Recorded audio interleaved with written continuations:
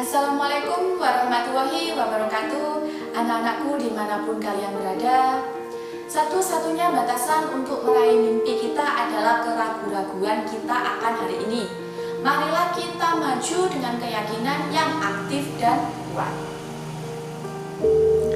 Keraguan-raguan adalah musuh utama dari kesuksesan. Seringkali sebagai manusia kita merasa biasa-biasa saja karena tidak berhasil menjelaskan keraguan-raguan di dalam pikiran kita. Untuk menjadi seorang juara, kita perlu membiasakan pikiran kita sebagai kekuatan yang tak terkalahkan. Selalu berpikir positif dan melaksanakan tindakan yang ada dalam pikiran kalian apapun hasilnya. Jangan jadikan keraguan-raguan berpikir sebagai batasan kalian untuk mengembangkan diri dan mengukir prestasi dalam kehidupan. So, welcome in my learning video, and this video will be discuss pencatatan persediaan dengan sistem perpetual. Oke, di video sebelumnya kita telah mempelajari transaksi yang berhubungan dengan persediaan, yaitu pembelian barang dagang secara tunai, pembelian barang dagang secara kredit, retur pembelian barang dagang, pelunasan dengan potongan, dan pelunasan tanpa potongan. Untuk selanjutnya kita akan mempelajari transaksi yang berhubungan dengan persediaan barang dagang, yaitu penjualan barang dagang secara tunai, penjualan barang dagang secara kredit, retur penjualan barang dagang, pelunasan dengan potongan, dan pelunasan tanpa potongan. Pada dasarnya untuk sistem periodik dan perpetual itu sama saja.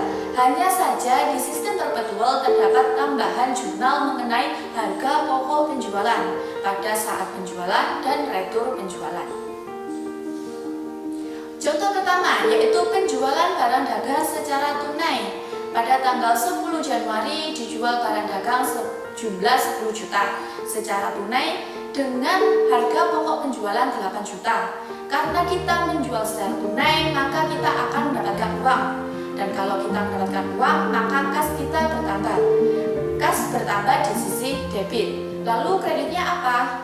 Untuk kreditnya sama dengan sistem periodik. Kita masukkan ke dalam penjualan. Jadi jurnalnya kas pada penjualan sejumlah 10 juta. Nah, itu kita baru menjurnal untuk penjualannya, tapi belum menjurnal untuk yang harga pokok penjualannya. Sebelumnya kita harus membayangkan dulu untuk barangnya. Kalau kita menjual, maka barang kita berkurang atau bertambah. Karena kita menjual, maka barang kita berkurang. Jadi jurnalnya yang pertama itu adalah mengkredit persediaan barang dagang. Sedangkan debitnya apa? Untuk debitnya langsung dimasukkan ke dalam akun harga pokok penjualan. Jadi jurnal keseluruhannya itu ada dua. Yang pertama yaitu kas pada penjualan sejumlah 10 juta.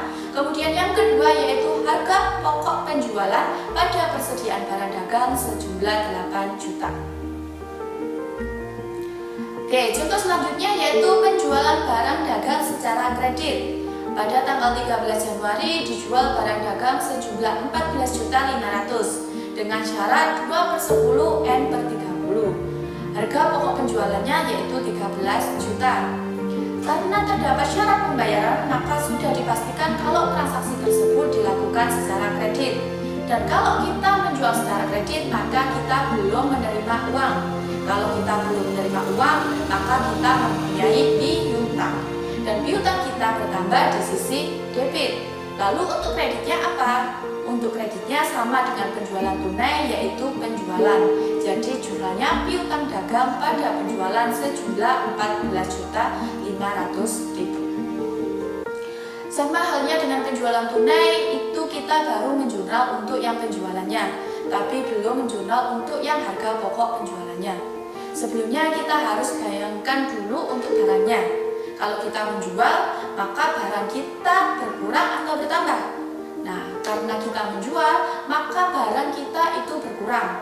Jadi jurnalnya yang pertama kita mengkredit persediaan barang dagang. Sedangkan debitnya apa? Untuk debitnya sama ya, langsung kita masukkan ke dalam akun harga pokok penjualan. Jadi jurnal keseluruhannya sama, ada dua. Yang pertama kas pada penjualan sejumlah 14.500.000, kemudian yang kedua harga pokok penjualan pada persediaan barang dagang sejumlah 13 juta. Oke, selanjutnya yaitu contoh retur penjualan barang dagang yang dibeli secara kredit. Pada tanggal 14 Januari dikembalikannya barang yang sudah dijual karena adanya kerusakan sejumlah 500.000 dan harga pokoknya itu adalah 400.000. Sebelumnya kita menjual secara kredit sehingga kita mempunyai piutang. Karena adanya kerusakan, barang yang kita jual dan dikembalikan oleh pelanggan kita sudah otomatis piutang kita akan berkurang. Dan piutang berkurang ada di sisi kredit. Lalu bagaimana dengan debitnya? Untuk debitnya, pengembalian barang kita masukkan ke dalam akun retur. Karena kita retur untuk barang yang kita jual, maka akunnya adalah retur penjualan. Jadi jurnalnya retur penjualan pada piutang dagang sejumlah 500.000. Nah, sama halnya dengan penjualan, kita baru menjurnal untuk yang retur penjualannya saja, tapi belum menjurnal untuk yang harga pokok penjualannya. Sebelumnya kita harus bayarkan dulu untuk barangnya. Kalau kita mendapat retur penjualan, maka barang kita berkurang atau bertambah. Karena ada barang kembali, maka barang kita otomatis bertambah. Jadi jurnal yang pertama yaitu mendebit persediaan barang dagang. Sedangkan kreditnya apa? Untuk kreditnya langsung kita masukkan pada harga pokok penjualan. Jadi jurnal keseluruhannya sama, ada dua, yaitu yang pertama retur penjualan pada piutang dagang sejumlah 500.000, yang kedua yaitu persediaan barang dagang pada harga pokok penjualan sejumlah 400.000. Oke, contoh selanjutnya yaitu pelunasan dengan potongan. Pada tanggal 22 Januari menerima pelunasan atas penjualan barang tanggal 13 Januari. Untuk jurnalnya antara sistem periodik dan perpetual sama, yakni kas 13.720.000 di sisi debit, potongan penjualan 280.000 di sisi debit, dan piutang dagang 14 juta di sisi kredit. Nah, bagaimana jika pelunasannya bukan tanggal 22 tetapi tanggal 25? Berikut adalah contoh pelunasan tanpa potongan, yakni pada tanggal 25 Januari menerima pelunasan atas penjualan barang dagang tanggal 13 Januari.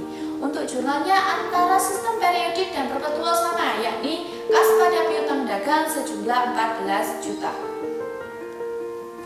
Itu tadi transaksi lanjutan yang berhubungan dengan persediaan barang dagang menggunakan sistem perpetual. Dan agar kalian dapat lebih memahami mengenai pencatatan persediaan dengan sistem perpetual, kalian bisa mengerjakan soal latihan 4 pada website Learning. Selamat mengerjakan dan semoga kalian bisa menjadi sosok yang lebih baik lagi. Wassalamualaikum warahmatullahi wabarakatuh.